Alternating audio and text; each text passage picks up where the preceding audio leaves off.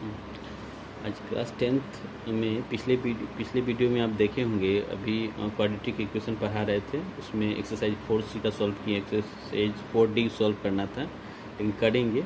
और लेकिन आज ये शुरू करते हैं अर्थमेटिक प्रोग्रेशन। कुछ स्टूडेंट का था कि अर्थमेटिक प्रोग्रेशन शुरू किया जाए, और सीक्वेंस सीरीज इसी में है। ये चैप्टर शुरू करते हैं, उसके बाद फिर ये भी चलेगा, और वो उसका प्रॉब्लम क्वाड्रेटिक इक्वेशन का जो भी प्रॉब्लम है, जो भी एक्सरसाइज है, वो भी दोनों चलेगा।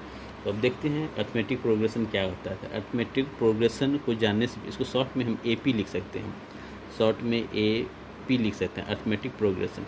अब देखिए, अर्थमेटिक प्रोग्रेशन जानने से पहले हम जानेंगे ये सीक्वेंस क्या होता है और सीरीज क्या होता है। तो देखिए सीक्वेंस, तो सीक्वेंस होता है a set of numbers arrange in order by some fixed rule is called sequence. मतलब एक नंबर्स, बहुत सारे नंबर्स का एक सेट होना चाहिए, बहुत सारे नंबर का सेट होना चाहिए। वो अरेंज करेंगे किसी ऑर्डर में, जो ऑर्डर जिस ऑर्डर में करेंगे वो किसी फिक्स रूल के अनुसार वो ऑर्डर होना चाहिए। उस ऑर्डर के रूप में उसको अरेंज करेंगे तो वही मेरा सीक्वेंस कहलाएगा। अर्थात इसको ऐसे कह सकते हैं कि ये अगर हिंदी में कहा जाए तो हम ऐसे कह सकते हैं, नंबर संख्याओं का वह क्रम जो किसी नियम के अनुसार लिखा जाए। किसी नियम के अनुसार अगर लिखेंगे वो संख्या का वो जो क्रम होगा वो मेरा सीक्वेंस कहलाएगा। मतलब ये नंबर्स, ये set of numbers arrange in order the fixed rule, किसी नियम के अनुसार द फिक्स्ड रूल के साथ वो लिखेंगे तो वो मेरा सीक्वेंस कहलाएगा। जैसे कि एग्जांपल में हम समझते हैं 2 4 5 6 7, यहाँ पे देखिए ये मेरा संख्याओं का क्रम है, ये बढ़ते क्रम है। देखिए इंक्रीजिंग फॉर्म में है 2 4 5 6, लेकिन यहाँ पे देखिए इस दोनों का डिफरेंस देखेंगे 2, इसका डिफरेंस 1, इसका डिफरेंस 1, इसका डिफरेंस 1। देखिए ये यहाँ 2 हो गया, अगर यहाँ 9 देंगे तो हो जाएगा 3। डिफरेंट आ रहा है, किसी रूल के अनुसार नहीं लिखा गया है, तो ये मेरा सीक्वेंस नहीं होगा। अगर इसी को हम ऐसे लिखते हैं 2 4 6 8 10 12 सोन डॉट,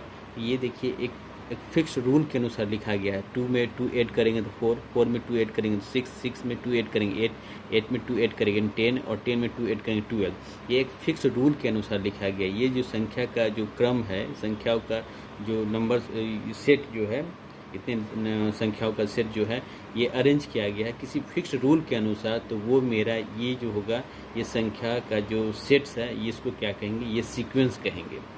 ये हो जाएगा आपका सीक्वेंस हो गया। मतलब सीक्वेंस होने के लिए एक संख्या का क्रम संख्या होना चाहिए, बहुत सारे नंबर्स होने चाहिए, वो एक सेट में बहुत सारे नंबर का सेट होना चाहिए, और इसको एक अरेंज करेंगे किसी नियम के अनुसार, किसी फिक्स्ड रूल के अनुसार। जब अरेंज करेंगे तो वो मेरा सीक्वेंस होगा।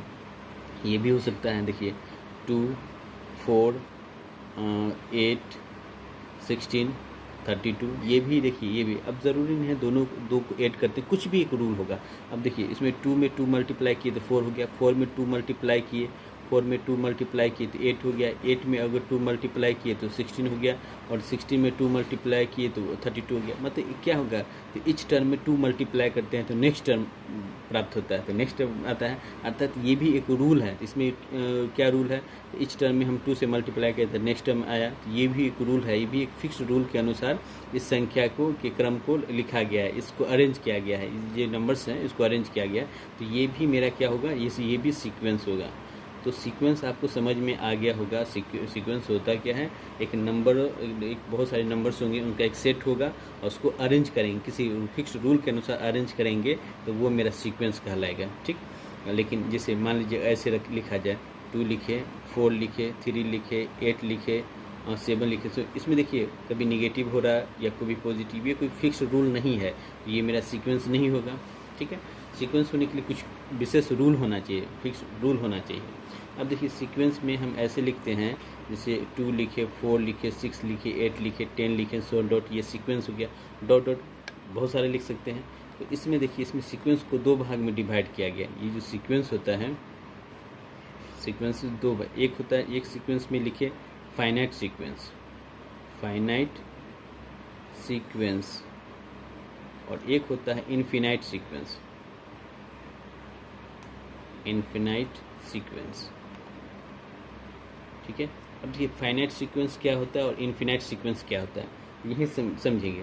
फाइनाइट सीक्वेंस, अगर मेरे ये जो नंबर्स हैं, बहुत सारे नंबर्स हैं, वो इंक्रीजिंग फॉर्म में हो या डिक्रीजिंग फॉर्म में है, मतलब एक सीक्वेंस होगा। जो सीक्वेंस होगा, सबसे पहले तो सीक्वेंस होगा, तो जो सीक्वेंस होगा अगर उसका नंबर ऑफ टर्म जो होगा वो डिफिनिट होगा, डिफिनिट होगा, जितनी भी टर्म होंगे वो डिफिनिट होंगे, जैसे 2, 4, 5, 6, 8 और 10 यहीं तक लिखिए, इसके बाद डॉट डॉट नहीं किए।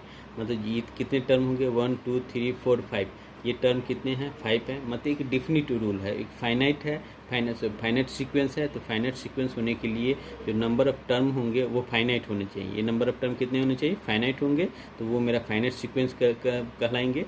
और ऐसे सीक्वेंस जिसका नंबर ऑफ टर्म जो होगा वो फाइनाइट नहीं होगा, वो फाइनाइट नहीं होगा, अर्थात डॉट डॉट डॉट कर दे, ये फाइनाइट नहीं होगा, तो ऐसे सीक्वेंस क्या कहलाएंगे, तो इनफिनाइट सीक्वेंस कहलाएंगे। तो फाइनाइट में क्या होना चाहिए, ये फाइनाइट होगा, उसका बोले नंबर ऑफ टर्म जो होगा वो फाइनाइट होगा, और जिसका नंबर ऑफ टर्म जो लिखेंगे जिस सीक्वेंस का वो फाइनाइट नहीं होगा, डॉट डॉट लिखा जाए, तो इस तरह के इसको इनफिनाइट अगर नंबर होगा तो इसको इनफिनाइट सीक्वेंस कहेंगे। तो सीक्वेंस समझ में आ गई होगी। अब एक सीरीज वर्ड आता है, सीरीज वर्ड को देखते हैं। तो देखिए सीरीज वर्ड में क्या है, अगर किसी भी संख्या जैसे सीक्वेंस हम लिखते हैं, सीक्वेंस लिखे, 2 लिखे, 4 लिखे, 6 लिखे, 8 लिखे, सो ऑन डॉट, ये मेरा सीक्वेंस है, ठीक है। अगर ये सीक्वेंस मैंने सीक्वेंस है, चूँकि एक विशेष रूल के अनुसार लिखा गया, तो सीक्वेंस के इच टर्म जो भी टर्म होंगे इसको प्लस है या माइनस के से अगर ऐड किया जाए या ऐड किया जाए तो वो मेरा सीरीज होगा। सीरीज का मतलब क्या है, जोड़ना। सीरीज जैसे अगर हम 2, 4 + 6 + 8 सोन डॉट ऐसे जब लिखते हैं तो ये मेरा सीरीज कहलाएगा। या ऐसे भी लिख सकते हैं -2, -4, -6, -8 सोन डॉट, तो ये भी मेरा सीरीज हो गया। तो सीरीज इसको कहेंगे। तो सीरीज जब भी होगा, इसकी बात अभी छोड़ दे, ये मेरा सीरीज हो गया। जो भी सीक्वेंस होगा उसको अगर हम प्लस के फॉर्म में या माइनस के फॉर्म में लिखते हैं तो ये मेरा सीरीज कहलाएगा। तो सीरीज भी समझ में आ गई होगी, सीक्वेंस भी समझ में आ गई। अब हम आते हैं ये अर्थमेटिक प्रोग्रेशन अर्थमेटिक प्रोग्रेशन क्या है। अब ये देखते हैं अर्थमेटिक प्रोग्रेशन क्या होता है। AP arithmetic progression, arithmetic progression, ठीक है। एपी अर्थमेटिक प्रोग्रेशन क्या है। तो अर्थमेटिक प्रोग्रेशन जो होता है, ए सीक्वेंस इन विच द इस term of differ from the preceding term by constant. मतलब कोई टर्म होगा, एक सबसे पहले एक सीक्वेंस होगा, जैसे एक सीक्वेंस लेते हैं 2, 4, 6, 8, 10, 12, ये आपका सीक्वेंस हो गया, ठीक है। तो अर्थमेटिक प्रोग्रेशन कहता है इसमें से कोई पर सबसे पहले तो सीक्वेंस होना चाहिए। अर्थमेटिक प्रोग्रेशन होने के लिए क्या होना चाहिए, सीक्वेंस होना चाहिए। सीक्वेंस होगा और कोई भी टर्म लेंगे, ठीक उसके प्रीवियस का प्रीसीडिंग पहले का टर्म लेंगे, अगर उस दोनों का डिफर जो होगा हमेशा कांस्टेंट होगा, तब कहेंगे ये सीक्वेंस मेरा क्या है, अर्थमेटिक प्रोग्रेशन है। अर्थात सबसे पहले क्या होना चाहिए, ये सीक्वेंस होना चाहिए। तो सीक्वेंस को अर्थमेटिक प्रोग्रेशन तभी कहेंगे तो different between 2 continuous term will be constant. The different between 2 continuous term का मतलब ये दोनों या ये दोनों या ये दोनों, मैंने कंटिन्यूअस टर्म होना चाहिए, ये दोनों इस दोनों का डिफरेंट करेंगे। अगर हमेशा कांस्टेंट आएगा तब कहेंगे ये मेरा अर्थमेटिक प्रोग्रेशन है। जैसे ये हम एग्जांपल लिए, अब इस दोनों का हम डिफरेंट देखेंगे। 4 - 2 करेंगे तो कितना आया, 2 आया, ठीक है। अब इस दोनों का डिफरेंट करेंगे तो 6 - 4 करेंगे तो कितना, 2 होगा। अब इस दोनों का डिफरेंट करेंगे तो 8 - 6 कितना होगा, तो 2 होगा। इस दोनों का डिफरेंट करेंगे तो 10 - 8 कितना होगा, तो 2 होगा। इस दोनों का डिफरेंट करेंगे तो 12 - 10 कितना होगा, तो 2 होगा। देखिए समय हमेशा 2 2 2 आ रहा है, मतलब क्या हो रहा है, ये कांस्टेंट आ रहा है, ये कांस्टेंट टर्म आ रहा है, मतलब 2 आ रहा है। तो ऐसे सीक्वेंस क्या होंगे, अर्थमेटिक प्रोग्रेशन हो गया। अब तो समझ में आ गया। अर्थमेटिक प्रोग्रेशन होने के लिए क्या होना चाहिए, एक सीक्वेंस होना चाहिए in which term the differ from the preceding term. मतलब कोई टर्म होगा, ठीक उसके पहले वाला टर्म का उसका डिफर करेंगे। अगर डिफरेंट करेंगे वो कांस्टेंट होगा तो वो कहेंगे अर्थमेटिक प्रोग्रेशन है, ठीक। जैसे एक एग्जाम्पल ये लेते हैं, देखिए एक एग्जाम्पल और देखते हैं। 5, 10, 15, 20, 25 सो ऑन डॉट, ये मेरा एपी है। सॉरी, ये पहले सबसे पहले ये सीक्वेंस है, ये सीक्वेंस है। तो ये सीक्वेंस कैसे हम समझे सीक्वेंस है, तो सीक्वेंस में विशेष रूल होना चाहिए। देखिए इसमें 5 में 5 जोड़े तो 10 हो गया, 10 में 5 जोड़े तो फिर 15 हुआ, 15 में 5 ऐड करेंगे तो 20, 20 में 5 ऐड करेंगे तो 25। ये तो सीक्वेंस पता चल गया। अब ये अर्थमेटिक प्रोग्रेशन है, ये कैसे समझेंगे, तो अर्थमेटिक प्रोग्रेशन क्या करता है, कोई भी टर्म लेंगे, ठीक इसे पहले वाले टर्म को अगर हम सब्ट्रैक्ट करेंगे, ऐसे ही सब करेंगे, अगर हमेशा कांस्टेंट आएगा तो कहेंगे ये मेरा सीक्वेंस अर्थमेटिक प्रोग्रेशन है। तो देखिए ये टर्म मेरा है फर्स्ट टर्म, इस दोनों का डिफरेंट करते हैं। तो 10 10 - 5 किए तो 5 हो गया, ठीक। इस दोनों का डिफरेंट करेंगे तो 15 माइनस 10 करेंगे तो 5 होगा। इस दोनों का डिफरेंट करेंगे तो 20 माइनस 15 करेंगे तो 5 होगा। इस दोनों का डिफरेंट करेंगे तो 25 माइनस 20 करेंगे तो 5 हो गया। देखिए कांस्टेंट हो गया, सब इक्वल आ गया, मतलब कांस्टेंट है। तो ये सीक्वेंस मेरा क्या कहलाएगा, ये मेरा सीक्वेंस जो होगा वो अर्थमेटिक प्रोग्रेशन हो गया। ठीक है, जैसे इस तरह से हम समझ सकते हैं, जैसे T1 लिखे, T2 लिखे, T3 लिखे, T4 लिखे, T5 लिखे, सो ऑन डॉट। अब देखिए टी का मतलब क्या, टर्म, ये हो जाएगा आपका टर्म हो जाएगा। ठीक है, अब इस दोनों का डिफरेंट देखेंगे तो T2 माइनस T1 ये, और यहाँ पे देखिए ये इक्वल होगा किसके, तो इसके इक्वल होगा। T3 माइनस T2 के इक्वल होगा, ये किसके इक्वल होगा, तो T4 माइनस T3 के इक्वल होगा, ये किसके इक्वल होगा, तो T5 माइनस T4 के इक्वल होगा। सो जो भी होगा लास्ट में अगर ये मेरा टर्म Tn होगा तो ठीक इससे पहले वाला टर्म कितना होगा, Tn माइनस 1 होगा। तो लास्ट में ये लिख सकते हैं Tn माइनस 1, ये हमेशा क्या होगा, कांस्टेंट होगा, ये कांस्टेंट होगा, ये हमेशा क्या होगा, कांस्टेंट होगा। तब ये कहेंगे ये क्या है, Rin AP, ये AP में है।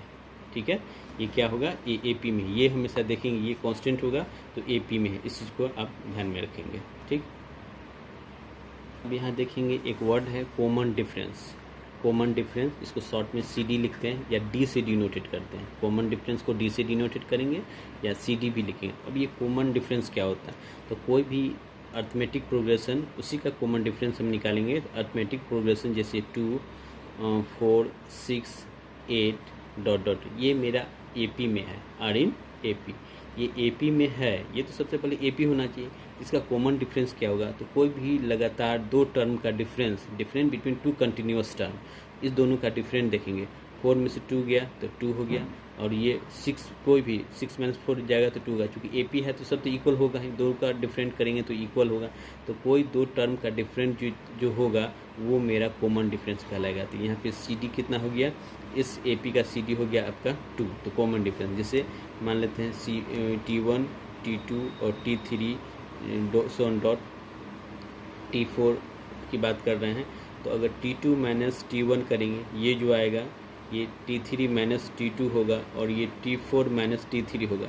ये क्या था, हमेशा कांस्टेंट था। ये अगर कांस्टेंट होगा तो क्या कहेंगे, ये AP में, ये जो टर्म होगा AP में होगा। और ये कांस्टेंट टर्म जो होगा, इसी कांस्टेंट टर्म को अगर AP में है, यही इक्वल सब कांस्टेंट टर्म होगा, तो इसी कांस्टेंट टर्म को हम कॉमन डिफरेंस कहेंगे। कॉमन डिफरेंस कहेंगे, शॉर्ट में CD लिखे या इसको हम D से डिनोटेड करेंगे। तो ये मेरा कॉमन डिफरेंस हो गया। एक और एग्जांपल हम समझेंगे, तो इस एग्जांपल में देखेंगे, जैसे 5 लिखे, 10 लिखे, 20 लिखे, 15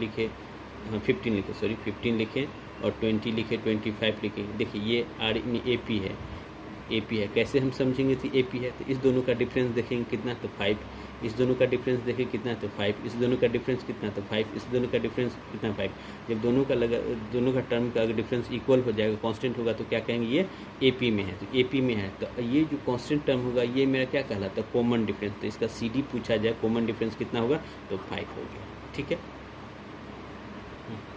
देखिए अर्थमेटिक प्रोग्रेशन में टर्म की बात करें, जैसे T1 लिखते हैं, T2, T3, T4 sworn dot, last में अगर लिखेंगे तो Tn, और इससे जस्ट पहले होगा तो Tn माइनस 1, इसको कहते हैं फर्स्ट टर्म। ये क्या होगा, फर्स्ट टर्म होगा, और ये होगा आपका सेकेंड टर्म होगा, और ये आपका थर्ड टर्म होगा, और ये फोर्थ टर्म होगा, और ये nth टर्म होगा। और NCERT की बुक में देखिएगा तो इसको A से डिनोटेड करते हैं, A1, A2, A3, A4 so on dot, last में An, जस्ट इससे पहले An माइनस 1। ये भी आपका हो गया फर्स्ट टर्म हो गया, और ये आपका सेकेंड टर्म हो गया, थर्ड टर्म, फोर्थ टर्म, और ये हो गया nth टर्म। तो ये नहीं समझेंगे इसमें किसी बुक में आपका T है तो अलग चीज़ है, A है तो अलग नहीं, टर्म ही है, दोनों टर्म ही है। अगर किसी बुक में T का यूज़ करेंगे तो टर्म होगा, और किसी बुक में अगर A दिया है तो वो भी मेरा टर्म है। तो फर्स्ट टर्म समझ में आ गया। और ये और D जो होता है, D आपका हो गया कॉमन डिफरेंस, ये भी बता चुके हैं, ये कॉमन डिफरेंस हो गया। कॉमन डिफरेंस या CD से यूज़ करेंगे। तो अगर कोई क्वेश्चन देगा एग्जाम्पल में ये देगा अगर ये दिया 3, 6, 9, 12, सो कहेगा ये आर इन AP में है, ठीक है। ये AP है तो कहेगा find first term and CD common difference, कहेगा इसका फर्स्ट टर्म और कॉमन डिफरेंस निकालने के लिए। तो देखिए फर्स्ट टर्म ये हो गया, तो आपका फर्स्ट टर्म होगा तो A1 या T1। फर्स्ट टर्म आपका कितना हो गया, यहाँ लिखेंगे या फर्स्ट टर्म, तो फर्स्ट टर्म आपका क्या हो गया, तो 3। अब कॉमन डिफरेंस की बात करेंगे तो AP है तो आराम से एक ही कोई दो कंटिन्यूस टर्म का डिफरेंस देखेंगे, जो आएगा कांस्टेंट टर्म वो मेरा कॉमन डिफरेंस होगा। तो इस दोनों का कॉमन डिफरेंस देखेंगे, इसका किसी का भी चेक करेंगे, ये हो जाएगा। अब इसकी ये भी 3, ये भी 3, कोई भी होगा तो 3। ये कॉमन डिफरेंस CD की बात करेंगे वो कितना होगा, 3 होगा, ठीक है। तो ये उम्मीद करता हूँ कि समझ में आया होगा। फिर अगला कुछ एग्जाम्पल देखते हैं। अब इस एग्जाम्पल को देखते हैं, ये क्या है, सो दैट द प्रोग्रेशन, ये जो प्रोग्रेशन है ये दिया हुआ सीक्वेंस, ये इज एन AP में है, ये प्रूव करना है। सो दिखाना है, फाइंड फर्स्ट टर्म और कॉमन डिफरेंस निकालना है। देखिए ये आपका जो सीक्वेंस गिवन है ये आपका है, ठीक है। अब ये दिखाना है कि ये AP में है, तो दोनों का डिफरेंस निकालेंगे। तो ये आपका हो जाएगा T1 T2, तो 11 - 8 करेंगे तो आपका 3, 14 - 11 करेंगे तो 3, 17 - 14 करेंगे तो 3, 20 - 17 करेंगे तो 3। सो 8, 11, 14, 17 और 20 आर इन डॉट, ये आर इन क्या है, ये AP में है, ये AP हो गया, ठीक है। अब तो इसका फर्स्ट टर्म क्या है, तो फर्स्ट टर्म आपका हो गया, देखिए फर्स्ट टर्म आपका 8 और कॉमन डिफरेंस जो कांस्टेंट होगा, जो टर्म होगा तो वो मेरा कॉमन डिफरेंस होगा, तो कॉमन डिफरेंस आपका 3 हो गया। अब नेक्स्ट हम पढ़ेंगे अगले वीडियो में nth टर्म ऑफ AP का nवां पद क्या होता है।